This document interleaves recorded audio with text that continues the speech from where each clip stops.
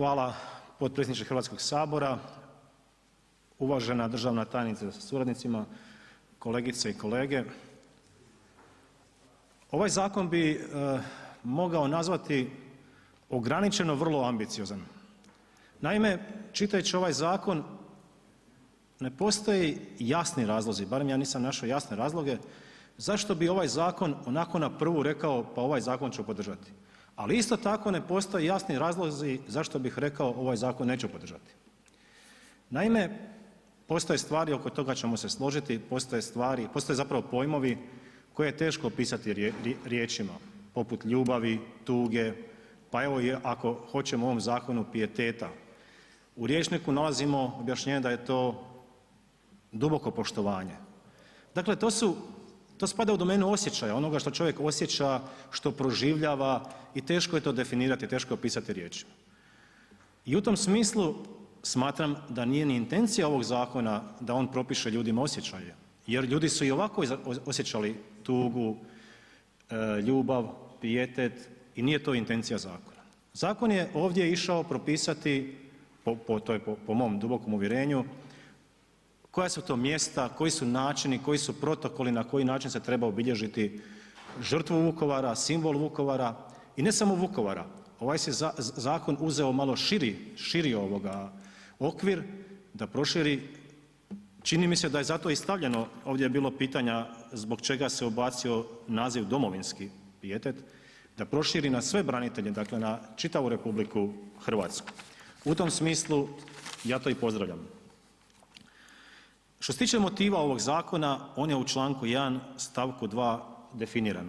Vukovar se proglašava mjestom posebnog domovinskog pijeteta jer ima posebno važnu ulogu u hrvatskoj povijesti uspostave samostalne, nezavisne, suverene i demokratske države te predstavlja simbol otpora, žrtve, pobjede i zajedništva odnosno obrane državnog suvereniteta i teritorijalnog integriteta RH u Domovinskom ratu. To je dakle motiv po onome kako sam ja pročitao.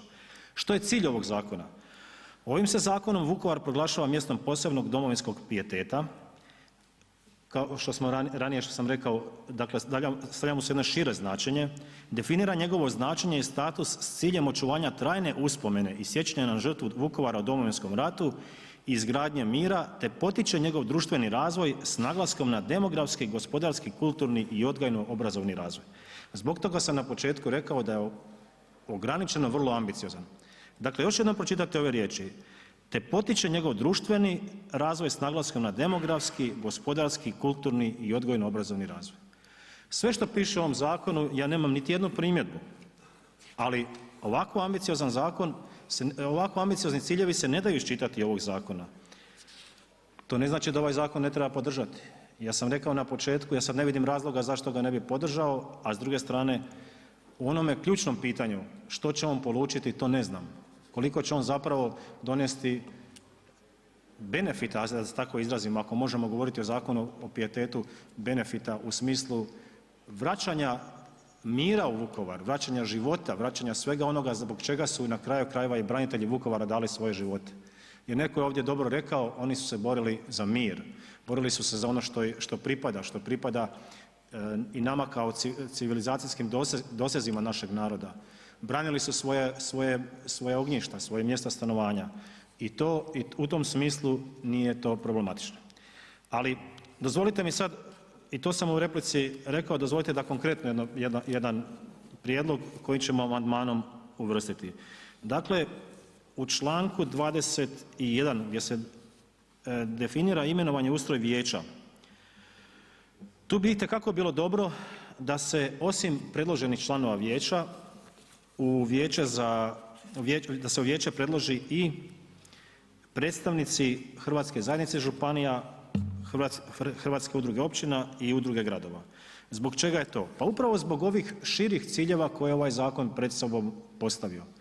Jer kad smo već rekli da se uvrstio pojam domovinskog pijeteta i s tim se proširio opseg ovoga dosega zakona na cijelu RH, pa čak izvan RH, svih oni koji su branili Vukovar, nisu branili Vukovar samo Vukovarci, dakle ljudi iz svih područja RH, onda bi bilo dobro da se uključe i općine i gradovi iz cijele RH jer i obilježavanje samih događaja, obilježavanje u ova 3 dana na pojedinim mjestima, itekako bi valjalo uključiti sve gradove i općine, ali ako promatramo sad ciljeve koji su izvan samog tog obilježavanja, dakle ove ciljeve koji su ambiciozni, koji su postavljeni, pa evo gospodarski razvoj Vukovara, onda itekako možemo uključiti sve gradove i općine u RH koji mogu dati svoj doprinos da pojedine njihove inicijative, pojedine njihove aktivnosti su usmjerene i prema gradu Vukovaru, jer i u izmjenama Zakona o jedinicama lokalne samouprave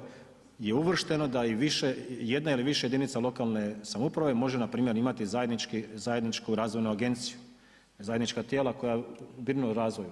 To je jedan dobar primjer zašto jedan uspješan grad iz Dalmacije ne bi razvijao ili uspostavio takvu suradnju sa Vukovarom i općinom Bogdanovci koja se spominje u ovom zakonu, jer je sasvim jasno da ovaj zakon prelazi te okvire. I u tom smislu bi valjalo uključiti predstavnike, neka Hrvatska zajednica županija, Hrvatska udruga općina i udruga gradova predstavi, bio to jedan predstavnik ili 3 predstavnika.